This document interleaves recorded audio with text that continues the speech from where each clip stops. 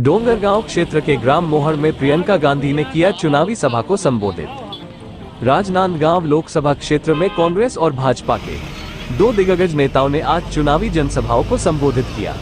भाजपा प्रत्याशी संतोष पांडे के लिए उत्तर प्रदेश के मुख्यमंत्री योगी आदित्यनाथ ने चुनावी सभा ली, तो वहीं डोंगरगांव क्षेत्र में प्रियंका गांधी ने कांग्रेस प्रत्याशी भूपेश बघेल के पक्ष में जनता का आशीर्वाद मांगा। राजनांदगांव लोकसभा क्षेत्र में दूसरे चरण के तहत होने वाले मतदान का शोर थमने 2 दिन शेष है। ऐसे में भाजपा कांग्रेस के दिग्गज नेता चुनावी सभा को संबोधित करते हुए अपने अपने प्रत्याशी के पक्ष में प्रचार प्रसार कर रहे हैं। राजनांदगांव लोकसभा क्षेत्र में भाजपा प्रत्याशी संतोष पांडे के पक्ष में उत्तर प्रदेश के मुख्यमंत्री योगी आदित्यनाथ ने जनसभा को संबोधित किया, तो वहीं डोंगरगांव क्षेत्र में कांग्रेस प्रत्याशी भूपेश बघेल के पक्ष में प्रियंका गांधी ने जनता का आशीर्वाद मांगा। डोंगरगांव के समीप ग्राम मोहर में आयोजित कांग्रेस के चुनावी सभा को संबोधित करते हुए प्रियंका गांधी ने राजनांदगांव लोकसभा क्षेत्र से चुनाव लड़ रहे पूर्व मुख्यमंत्री भूपेश बघेल को भारी मतों से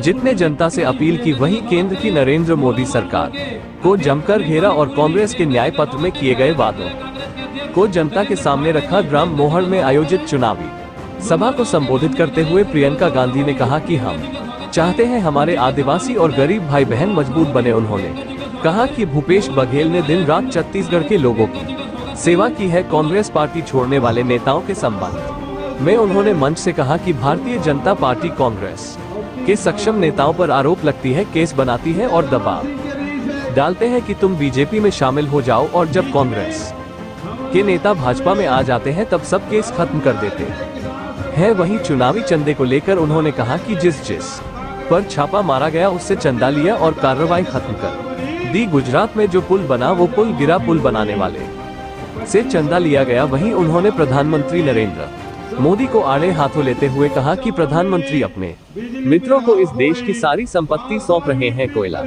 सीमेंट, सड़क, हवाई अड्डे, बंदरगाह सभी अपने बड़े उद्योगपति मित्रों को दे रहे हैं। भारतीय जनता पार्टी और मोदी सरकार पर आरोप लगाते हुए कहा कि यह चाहते हैं आपकी भागीदारी लोकतंत्र में कमजोर हो जाए। आज जो आरक्षण मिल रहा है वह कमजोर हो जाए। ग्राम मोहर में आयोजित चुनावी सभा को छत्तीसगढ़ प्रदेश के प्रभारी सचिन पायलट, प्रदेश अध्यक्ष दीपक बैज सहित कई कांग्रेसी नेताओं ने संबोधित किया। इस दौरान मंच पर राजनांदगांव कांग्रेस के लोकसभा प्रत्याशी भूपेश बघेल, नेता प्रतिपक्ष चरण दास महंत सहित कई दिग्गज कांग्रेसी नेता उपस्थित रहे।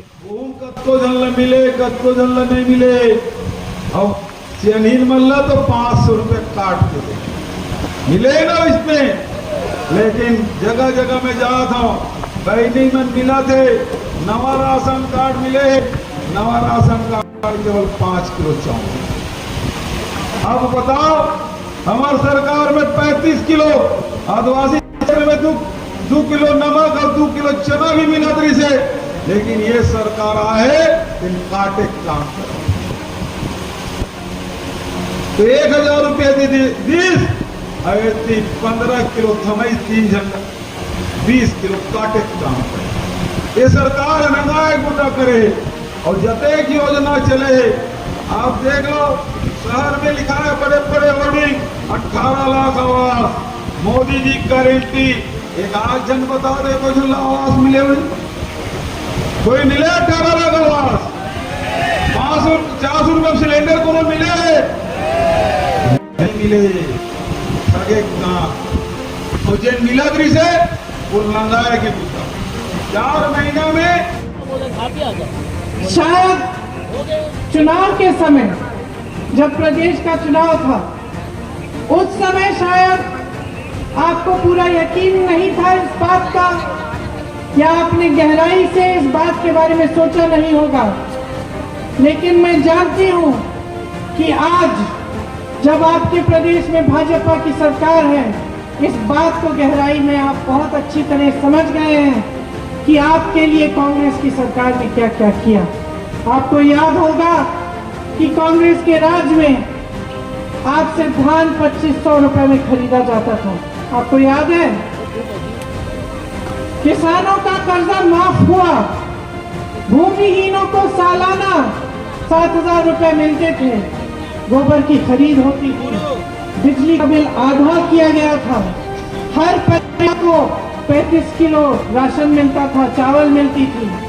आदिवासियों को आपको जमीन वापस मिली। कई ऐसे परिवार हैं जिनको पट्टा मिला। तेंदुपत्ता का सर्वाधिक दाम हुआ होता था और आंगनबाड़ी और मितानिन बहनों को का मानदेय बढ़ाया गया था। आपके स्वाभिमान की रक्षा की गई थी। आपको याद है ये सब बातें की नहीं? और आज जब भाजपा की सरकार है और आपको 5 किलो चावल मिल रहा है, बेरोजगारी बढ़ती चली जा रही है और आपका बेरोजगारी भत्ता बंद किया गया है, गोबर की खरीद बंद हो गई है, जितना काम बघेल जी ने गौठानों के लिए किया था और जितना रोजगार आपको गौठानों से मिलता था वो सब बंद हो रहा है। वर्मी कंपोस्ट बंद हो रहा है। चंदा देता था, उसका नाम गुप्त रहता था। गुप्त मतलब जनता को नहीं पता था कि कौन किसको कितना चंदा दे रहा है। ठीक है, इन्होंने ये स्कीम बनाई, खूब चंदा लिया। ठीक है, राजनीतिक दलों को लेना ही पड़ता है चंदा, लेकिन देखिए कि इन्होंने किस किस से लिया। सुप्रीम कोर्ट ने जब देखा कि ये नाम गुप्त है तो सुप्रीम कोर्ट ने कहा कि ये नाम गुप्त नहीं होने चाहिए, पारदर्शी करो, सूची निकालो, किसने चंदा दी, किस राजनीतिक दल को दी, भाजपा को किसने दिया, कांग्रेस को किसने दिया, कितना दिया, ये सब जनता को पता होना चाहिए। जब ये सूची बाहर निकली भाइयों और बहनों, तो ये जो ईमानदार प्रधानमंत्री हैं हमारे, इनकी सच्चाई देश के सामने आई। पता चला कि जिस पे छापा मारा था उससे चंदा लिया। चंदा लेने के बाद केस खत्म। जिसको भ्रष्ट कहा था, जिस पे कार्रवाई की थी, उससे चंदा लिया। चंदा लेने के बाद कार्रवाई बंद। पता चला कि ऐसी कंपनियों से चंदा लिया जिनका मुनाफा कम था, चंदा ज्यादा दे रही है। पता चला कि ऐसी कंपनियों से चंदा लिया उनसे तो शर्म आनी चाहिए। गुजरात में एक पुल बना, वो पुल गिरा, बनाने वाले से चंदा लिया। सोच लीजिए, इनको कहते हैं कि प्रधानमंत्री ईमानदार हैं, ये सबको भ्रष्ट कहते हैं। उन्होंने औजार निकाल लिया है सारे विपक्ष को भ्रष्ट कहने का। यहाँ आपने देखा दिन रात भूपेश बघेल जी ने आपके लिए काम किया, मैंने देखा अपने आप में। क्या झेला है इन्होंने आपके लिए, आपकी सेवा के लिए, ये शायद आप पूरी तरह से नहीं जानते। इन पे कितने केस डाले गए, इनके कितने लोग गिरफ्तार किए गए, इनको कितना सताया गया, इनके पूरे परिवार को सताया गया। जो बीमार था, जो बुजुर्ग था, जो नौजवान था, सबको सामने बुलाया, छापा मारा, पूछताछ की।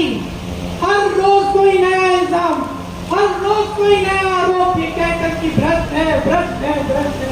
और कह कौन रहा था? कह कौन रहा था? कह वो रहे थे जिस पार्टी के नेता इलेक्टोरल बॉन्ड्स की स्कीम लाए। कह वो रहे थे जो आज सबसे भ्रष्ट साबित हुए और इतने भ्रष्ट हैं भाइयों और बहनों कि आरोप लगाते हैं।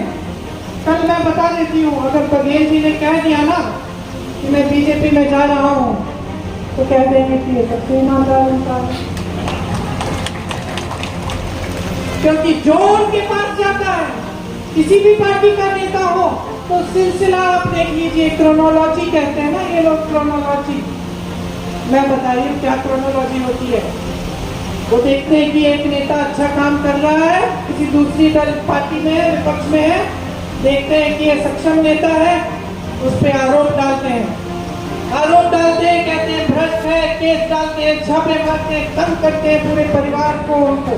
वो बेचारा दबाव में आ जाता है, शामिल हो जाता है। जैसे ही शामिल हो जाता है, सारे केस खत्म, धुल जाता है, पाक हो जाता है।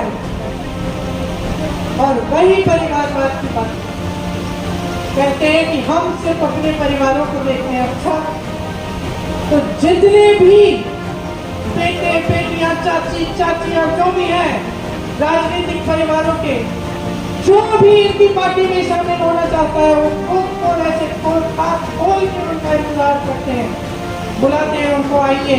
आज मैं दावे के साथ कह सकती हूँ कि कांग्रेस में हो ना हो, लेकिन सबसे ज्यादा परिवारों के बेटे बेटियां रिश्तेदार आज भाजपा। सच्चाई ये है बहनों और भाइयों, सच्चाई ये है कि देंगे और भूपेश बघेल जी को आप विजयी बनाएंगे, क्योंकि भूपेश बघेल जी ने हमेशा आपकी सेवा की है। वो समझते हैं इन बातों को, वो किसान के बेटे खुद हैं, तो वो समझते हैं आपके संघर्ष को। आप ही के संघर्ष से उठकर उभर कर आए हैं, तभी नेता बने हैं। इनके दिल में आपके लिए पूरी श्रद्धा है और उस श्रद्धा के तहत वे हमेशा आजीवन आपकी सेवा करेंगे। आपको बहुत बहुत धन्यवाद। बहुत ध्यान से आपने मेरी लंबी बातों को सुना। जय हिंद।